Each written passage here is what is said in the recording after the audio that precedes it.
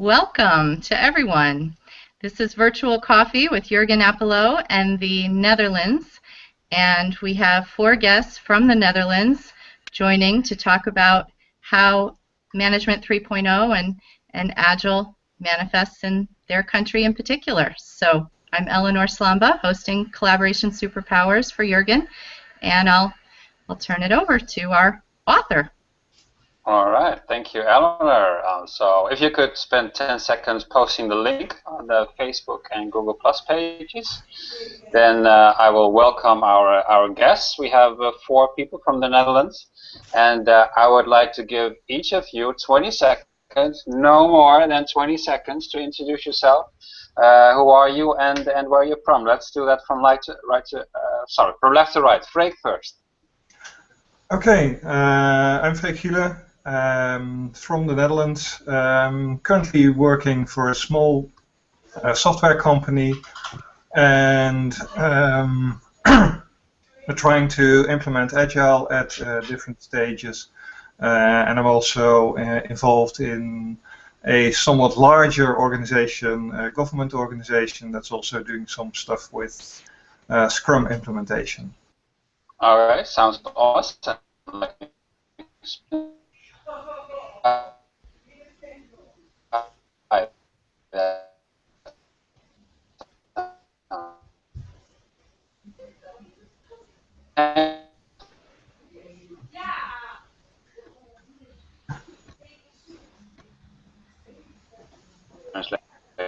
Kitty.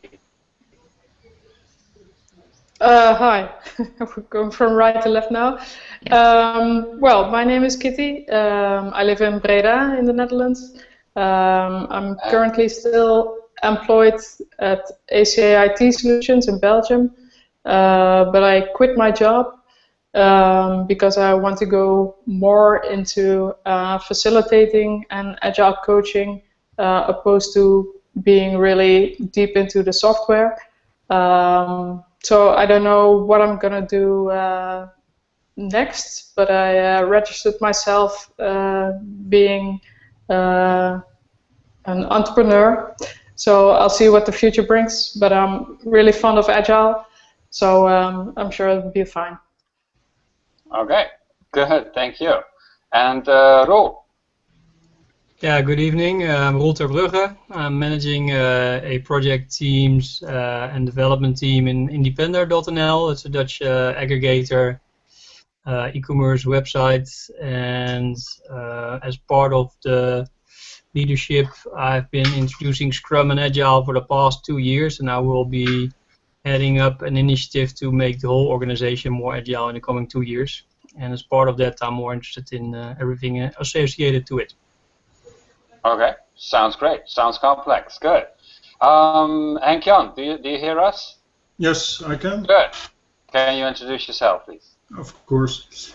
Henk-Jan van der Kris, living in Balbrug, Netherlands, working with Capgemini, and currently leading a project, a large project in Nationale Nederlanden, so ING Insurance. For which all the ICT changes are developed within Scrum teams or Kanban teams. Agile experience for, I think, past 7 or 8 years. All right. Okay. Good. So thank you all for your introductions. Well, I have a couple of questions. You saw these questions already, I think, in the invites. And the first question is, does Agile management differ in the Netherlands from the rest of Europe, do you think? Do you have some ideas about that? Are there specific Dutch problems introducing Agile in this country? Does anyone want to start?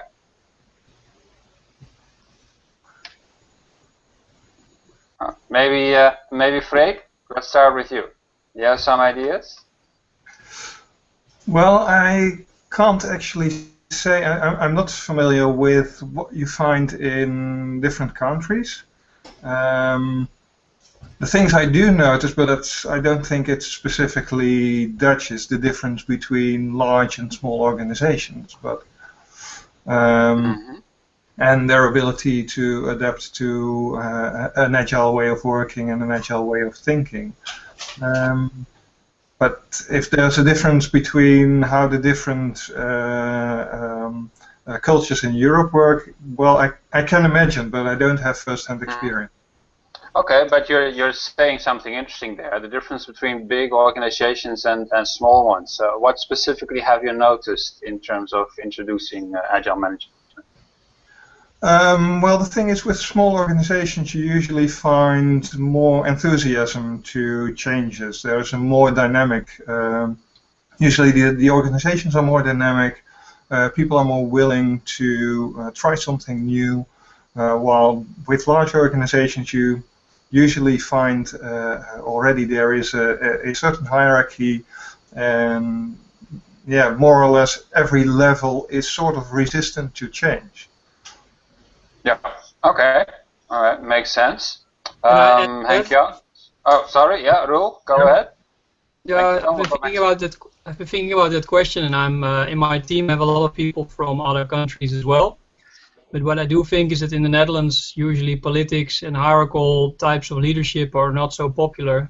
So that in general terms, introducing Agile would be easier in Dutch companies than maybe in French or English type companies that I've worked with as well, because the people are usually not so used to getting empowered by their management. Mm-hmm. Okay, so your perspective is that things should be easier in the Netherlands. Yeah, I think so.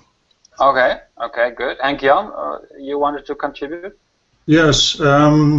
Before I joined Nationale Nederlanden and ING in particular, I expected the same. A large organization, resistant, hanging to a lot of hierarchy.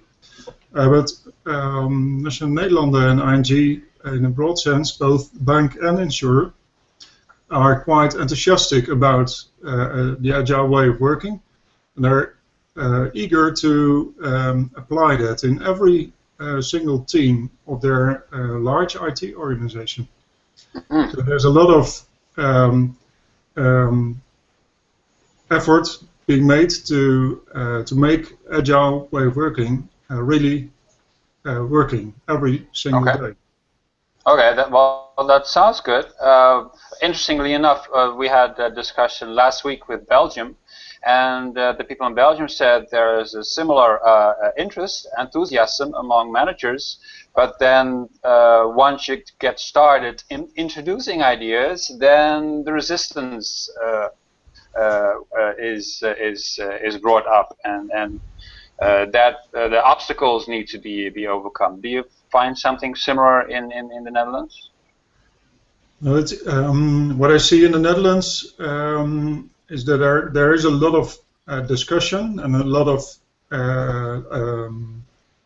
distance between a workshop or awareness training and daily practices, keeping strict or keep yourself in pace with the agile approach or the rituals associated with it. So it is easy to deviate from it or to discuss them or keep discussing them. Right. Okay. Okay. Kitty, what's your opinion? Well, my experience is in the Belgium community, and being Dutch therein is kind of opposing, because we as Dutch are much more direct than, for instance, in Belgium, and I suppose also for other countries.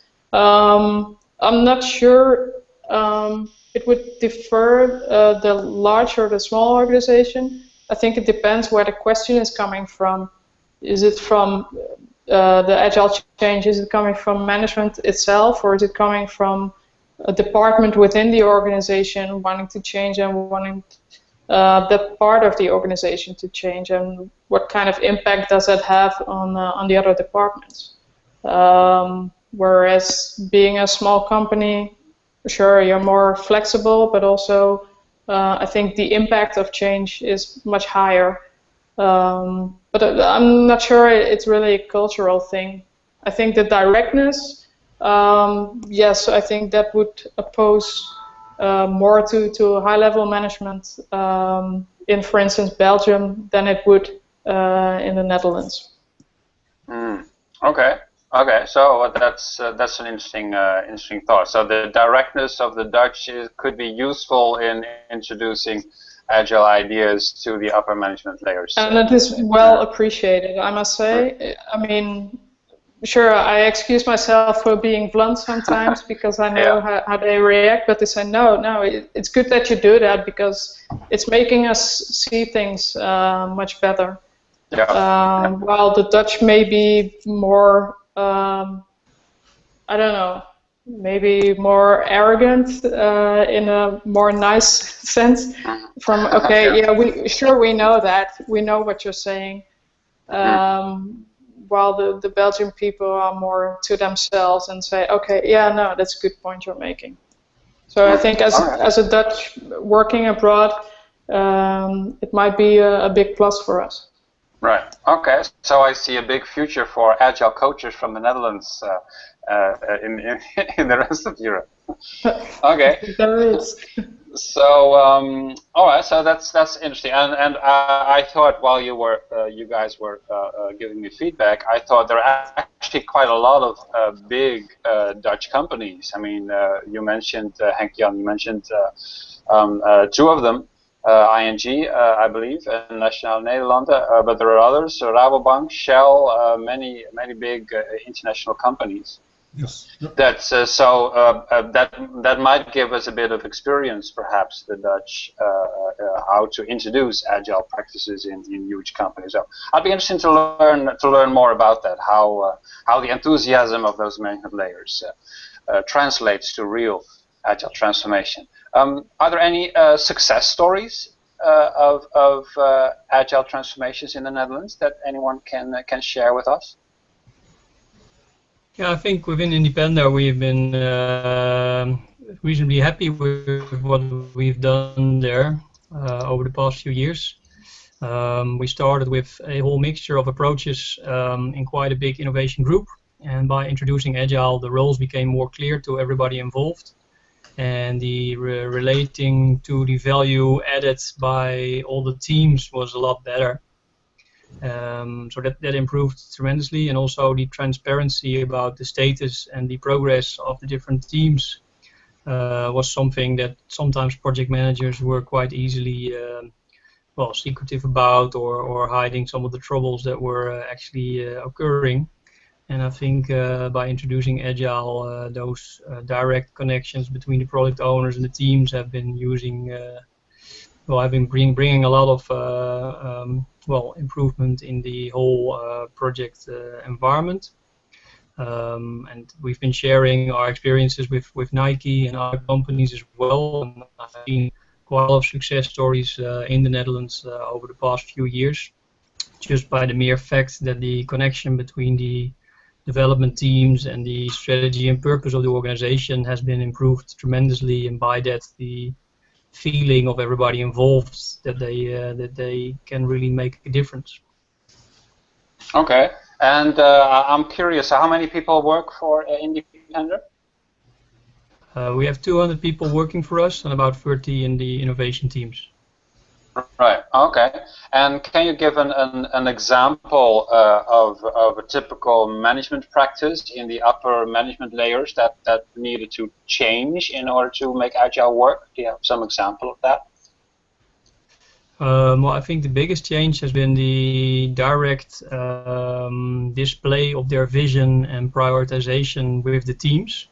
So they were not used to sit directly with the developers, them asking questions about the why and how of the different choices made, because usually that was sort of transferred via e-commerce managers to project managers and then came to the team. So I think that was a big change.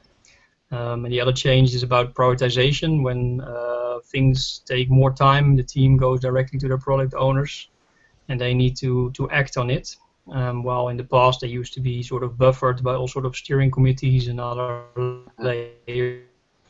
That is the biggest change, and I try to convince them that the total time spent in steering committees and heading up projects in the old time and in the new time is quite similar, but that the involvement has been a lot more detailed and direct. Okay. I think that's been the big change from a business perspective. Right. Okay.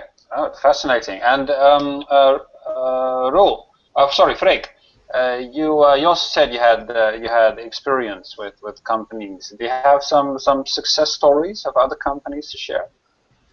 Well, I've seen a colleague of mine is working for an organization that helps people with trainings, and well, at first they were already enthusiastic about Agile, about the Agile approach, but they were a bit from the project management side, they were a bit cautious, wanted to try a classical approach, but my colleague managed to convince them to, by basically, making the connection, showing it, getting the interaction, managed to get it into a more agile or a completely agile way of working. And it usually, what I find is, people need to be motivated, people need to connect, but then it starts to happen. What I've also seen where I'm currently at a large government organization, there's still, there's still some hesitation. What I see is a lot of protocols are being followed, artifacts are being sort of produced, but I'm still missing a bit of the motivation and the conviction within people that this is indeed the way they want to move forward. But from a high level, they have indicated, yes, we want to do this, but it's still difficult to get everyone motivated to find where everyone's interests are, to get them to pick it up as well. Okay. I'm curious, Freek, can I ask a question? Do these people that they're working with, do they have a long career at the place they're working at, or are they relatively new?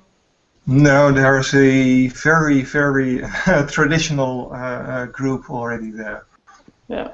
So you see in the new people that they are more easily adapting to this, and there are a lot of people who are basically saying, well, we've always done it like this, and let us just do our job, don't evolve us. So it's hard to reach those people, to find, what motivates you in your current job, what's interesting for you, and see if you can add something to that to get them interested.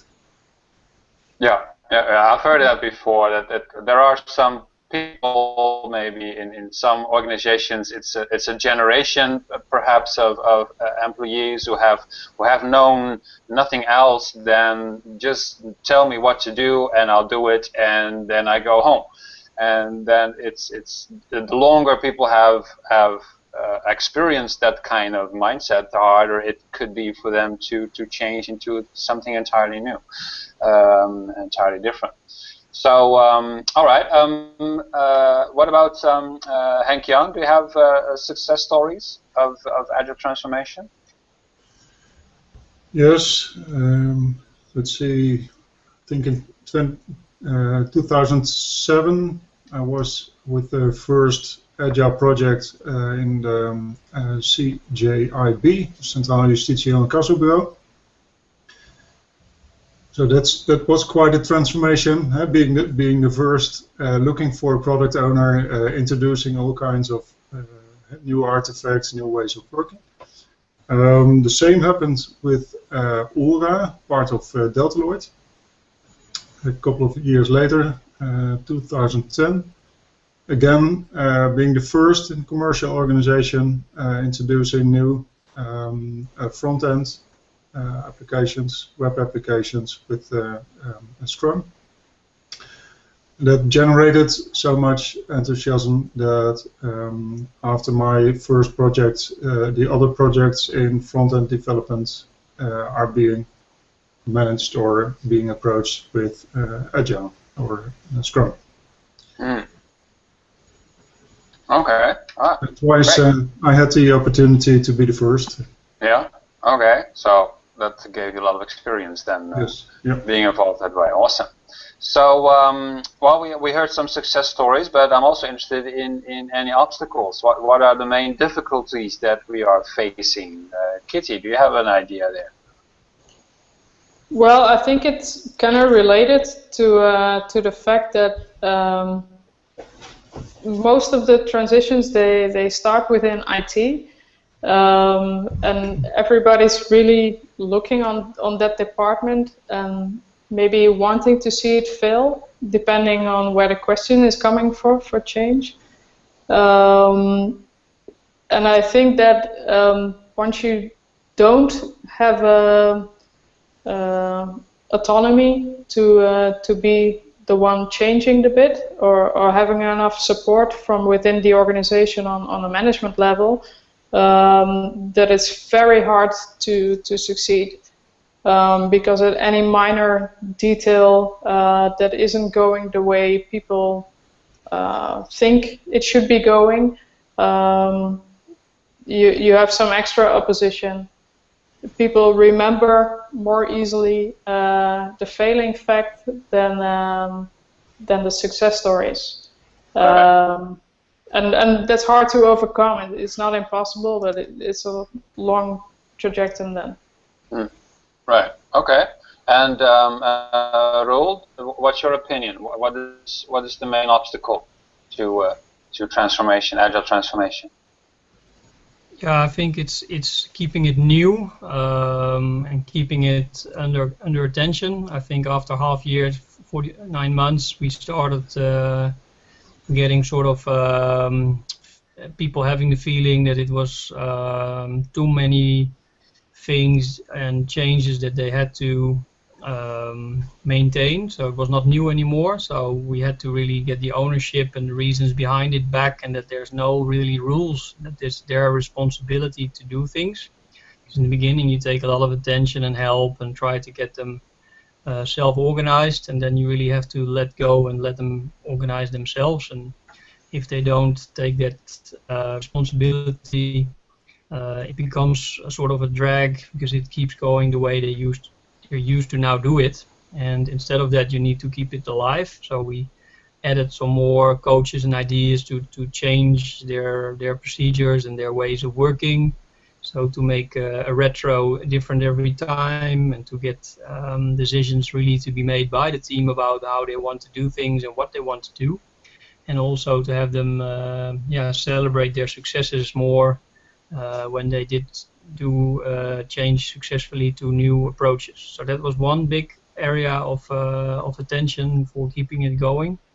And the other one was the role change of our project managers and product owners. Like I mentioned earlier, I think that is the biggest change. The whole organization embraced it, but still the changed roles in the vision and getting your backlogs prioritized. I mean, that used to be something that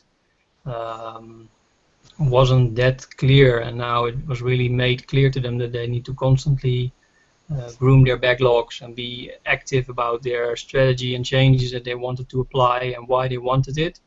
So it's not so much writing big documents, it's about, you know, taking ownership and showing what you actually want. And that mind shift change, that was I think the biggest hurdle to take. Right. Yeah. So different mindset indeed, and roles changing of people. I hear that many times. It's sort of it's an identity thing almost, right? If you tell someone that they're going to have a new role, maybe even a new job title, it basically means that they have to say goodbye to who they were before, and that's very difficult. All right, Freek, what's your opinion? You already indicated a few issues before, but maybe you can elaborate. What's the main issue that you see?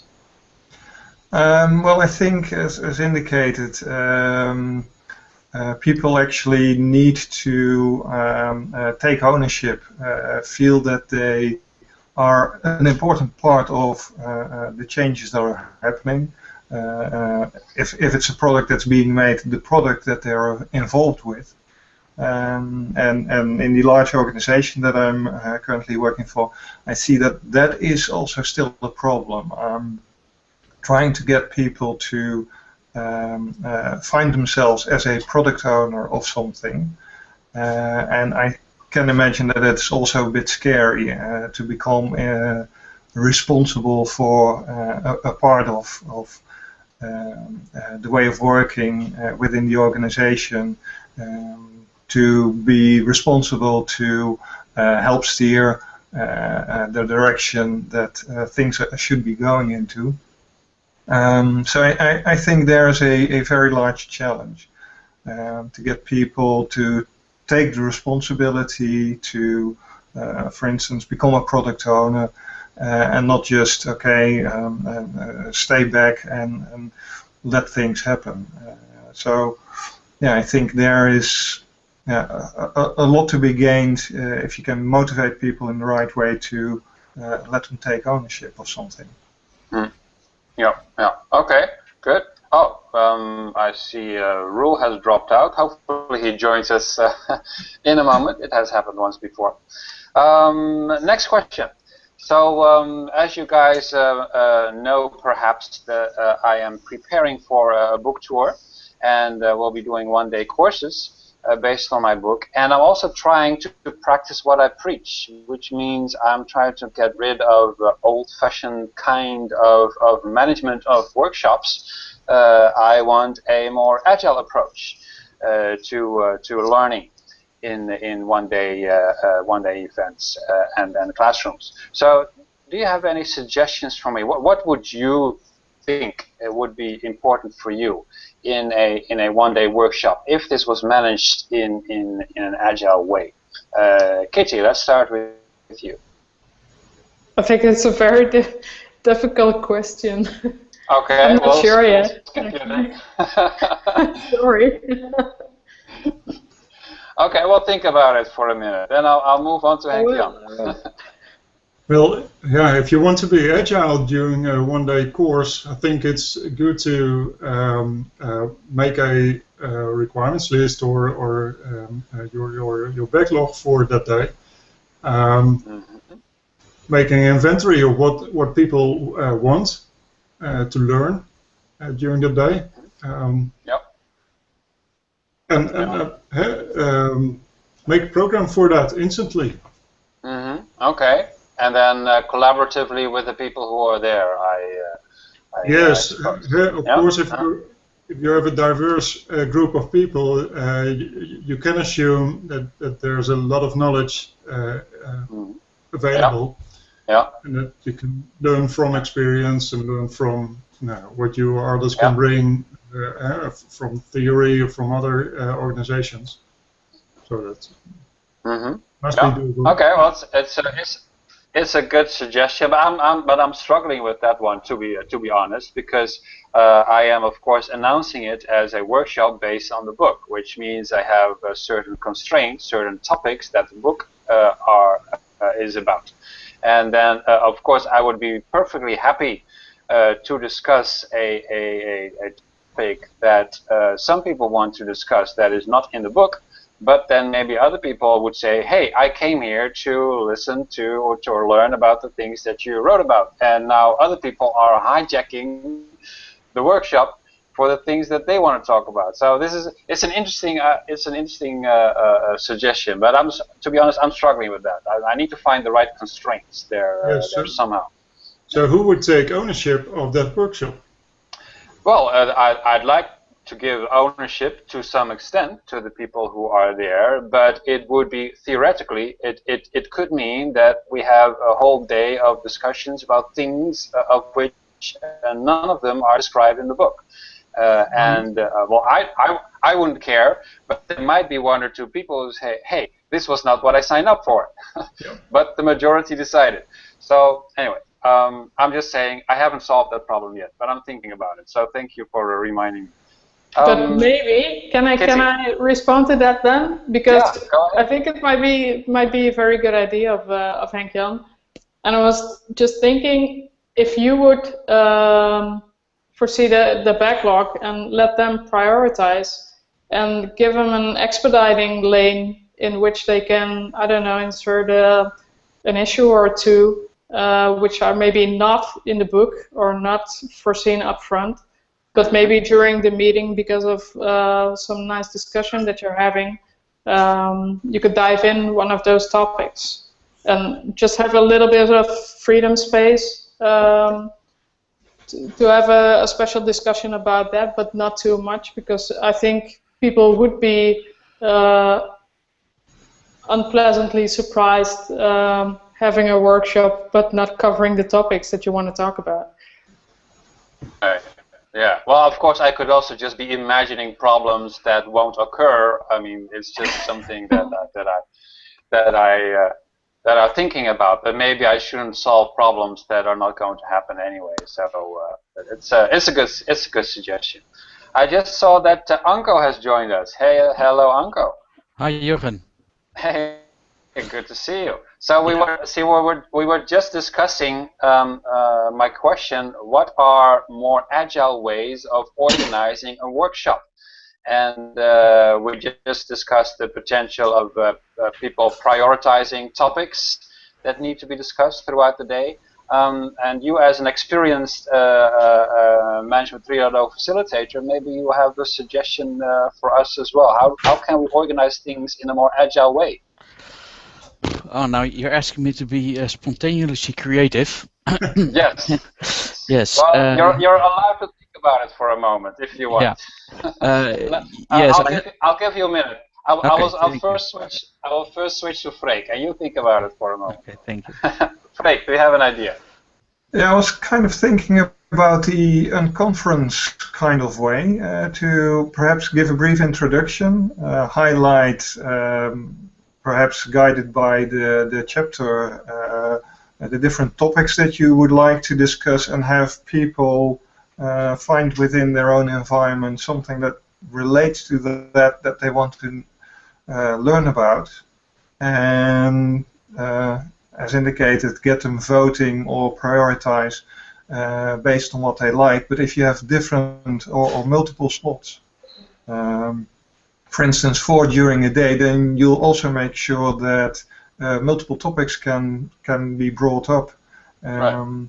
So you have a little bit of liberty to switch left and right, but you can also make sure that you also remain on topic in at least some of the discussions. Yeah. Okay. Interesting. Okay. Back to Anko. Do you have an idea? Yeah. I was in unconference last month in Luxembourg, and although I do like the format, there's still some kind of not getting enough out of the conference because you were just not prepared enough. And now, of course, I don't mean a big design up front, but there should be some kind of planning, just like with you deliver in sprints, but you look like 3, 4, 5, 6, 7 sprints ahead. So I think having workshops requires a form of self-organization, a form of slack in the planning to get self-organized. And on the other hand, there should be some kind of anchor moments where things are organized around creating value. Yeah. Okay. Well, I sort of agree with your reservation about unconferences. I see the value of such events, but I also had problems sometimes with spontaneous sessions being organized around a certain topic, where people started discussing something of which I thought, well, you could talk about this for 15 minutes, but if you just go to this URL and read that page, you will have solved the problem, or just read this book, for God's sake, because this has already been researched, and no point arguing about it for for an hour. Yeah. So do your homework. That's some things that I sometimes that I think as well. All right. So anyone else has suggestions for me as a modern facilitator? How can I do things in a more modern, agile way? we introduced for our mobile apps, we introduced a mobile battle, where we had different teams battling each other and organization-wide presenting their ideas, and everybody could add to the ideas and woo or yeah and make it more lively, more informally, where people could step up and bring their ideas to the table. So Right. it was quite interesting, and everybody was very involved, and there was a lot more people than usual feeling to answer and get involved in the presentations than it was regularly done when we presented the PowerPoint slide thing. So it was quite Right. nice. Right. Okay, interesting. And it's you seem to have added gamification there to the event. Is that right? Yeah, that's a modern word they are now using for these kind of ways. Yeah, Yes, yeah. Good. Okay, good. Nice suggestion. All right. It is it's about time to start wrapping up.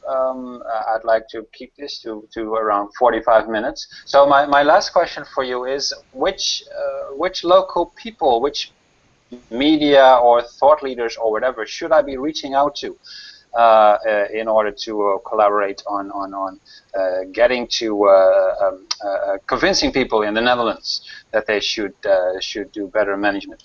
Does anyone have ideas? What media or thought leaders?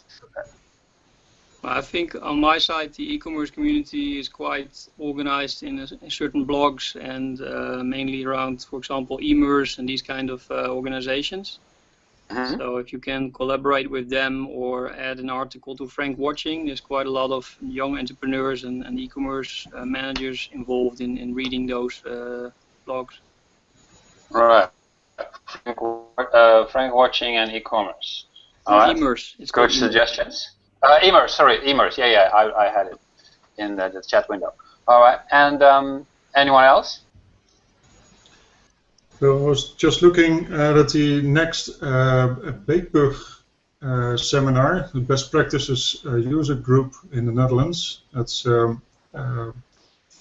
network of people using methods like Prince2, P3O, MSP, etc. Okay. The theme for this day is Planet Agile.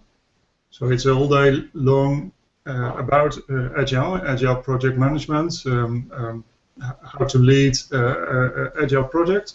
Mm-hmm. And it's 3 or 4 of June. So they do have a LinkedIn group, they do have their organization, of course. Maybe it's too late to join as a speaker, but you can influence or ask questions to the network. Why not? Okay, sounds good. Could you post the link because Yes. I didn't I'll do quite that. get the name. Oh, that would be awesome. And you could do it in the chat window if you want. All right, good. Oh. So good suggestions already. Anyone else? Anko? I'm actually speaker at the Beekburg seminar. So and we have some connections since we're also sponsoring. So we have some direct access to the people from the Beekburg organization. Awesome. Yeah. So if you need any help, you will just ask. I know where to find you, Anko. Yeah. I just don't know where to find the chat box, but this is my first no hangout. problem. So, we already have. Henk-Jan already added it. I guess it's there. Oh, there's the chat. Yeah, okay, I see it. Yep. Resources in the Netherlands, I think if you're aiming for the community, then I think Agile Consortium is the right place to start. Mm-hmm. Second, when it comes to general media, I think Computable. If you want to have the big audience, let's say the IT departments, then the Computable Forum or the Computable Redactie is the right place to start. And I think a couple of years they did some interviews with you, so it's maybe good to. I think I published there once. Yeah, it has been a while ago. But I might still know an editor or something. Yeah. Okay. But good reminder. Okay, and then I can help you because I'm involved in Computable as well. You are involved everywhere, aren't you? Yeah, sorry, but I could just help. I just want to help. Yeah, sorry. You are the spider in the Dutch web. All right. Thank you. So, did I forget anyone? No? All right. Okay. Well, that's it then. So, thank you very much for all your contributions. Very much appreciated. And I'll give you each 30 seconds if you have one more last thing to say or to ask in this hangout. Let's do that from right to left this time. Roel, do you have anything for our audience to say or anything to ask? Yeah, well, thanks a lot. I hope we're not focusing too much on local differences, but more about global similarities in introducing Agile. I think that's more interesting to talk about. And lastly, thinking about media, I'm a subscriber to NSA Next, and they write interesting, in-depth articles about economy, management, and leadership as well. So that might also be a broader platform for you to bring up some of these change management ideas, because I think they're really valid and interesting for a lot more people than only the IT departments and the e-commerce professionals. So that must be my last point. Yeah, that's a good point. And thank you for pointing out that we have more similarities than differences across the world. Actually, I am just editing the last chapter of my book where I point out exactly the same thing. That people always ask me, what are the differences between countries? And that I admit I participate in the question as well, but I also notice many people have exactly the same problems everywhere I go. They ask me the same questions, so we could learn a lot from what happens in other countries, solving the same problems. So thanks for pointing that out. Kitty, any last wise words for our audience or for the rest of us? Wise, I don't know. I just wanted to say thank you for hosting this session, and I'm looking forward to the outcome, first of all, and I'm also enthusiastic about Agile going beyond IT and more in the general organizational form. So thanks to all, and it's nice meeting you all. Thank you. Awesome. Thank you for joining, and I'll try my best to convince the rest, the non-IT part of the organization, that they have to go along. All right, Freek. Oh, sorry, Henk-Jan first. Well, thanks first for hosting this session. It's a pleasant way of meeting a group of people from your home. Awesome. Virtual coffee. Yes, if it's possible to take Agile way of working out of the IT department alone, then you would have added value to the organization as a whole. Okay, good. I'm doing the best I can. So thanks for joining, Henk-Jan. You're welcome. Then Freek. Yes, thanks as well. It's a very interesting group to hear and speak to find out what's happening. And yeah, I love seeing how slowly things are changing, not just in the IT, but broader in organizations. And I hope to see that more and more happening in the future. Just a few days ago, I heard on the radio something about the G1 1000. It's something that they did in Belgium, and it's also about, I think, politics sort of doing the same thing. Might want to look into it. It's also about motivation, getting people connected. And one place you might also look into publishing might be Intermediaire. I'm not reading it myself, but I've seen it in the past, and it looks to be aimed at a broader audience than just IT. Yep, okay, good point. Thank you too. And last one, Anko. Yeah, I guess the main challenge is if you want to get to the large community, the how do you say it, the just around the corner manager, I think essential is to keep the message simple. And the more I speak with non-IT people and with people with different backgrounds, the more careful you have to be about your words. That's my experience. It's not about Agile, it's not about Scrum, it's not even about words like self-organization. It's more about getting people involved, connecting people, having a team focus, and like we say in Dutch, in Jip en Janneke taal, tell people what it's about. So I think in IT we make things complicated, and we always want to say everything right. To be right, but there's a difference between being right and having wisdom, and so if we're going to get across, I think we could have it simpler and easier, so that's just yeah, how do you say it? Eatable packages, just small pieces. All right, I like that very much, Anko. There's a difference between being right and being wise. Yeah, I discovered that. That's a tweetable statement, we call that. Okay. Oh yeah, thank you. That's a tweetable statement. You tweet it and I will retweet it. Okay, thank you. Okay, so thank you very much, everyone, for joining, and let's switch back to Eleanor to wrap things up. Yes, thank you, Jürgen.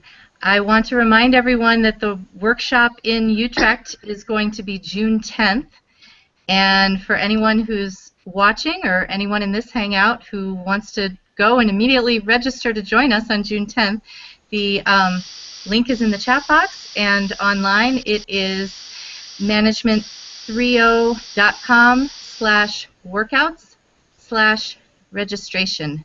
And anyone who hops in now is going to be part of the conversation about our venue, about our food.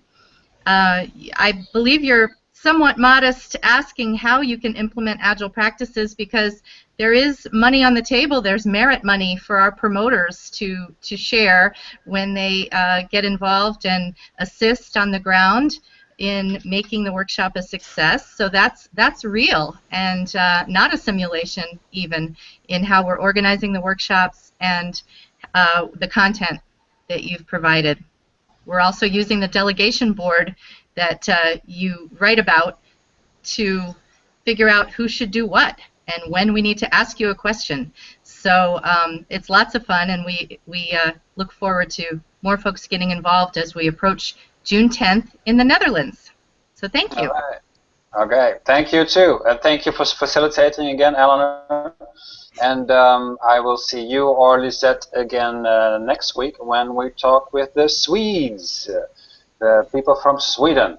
And it will be interesting to learn how they compare to the rest of Europe. So everyone stay tuned. And the ones in the Hangout right now can hang on for a minute while we switch off the broadcast. Goodbye to everyone else. Bye. Goodbye. Goodbye.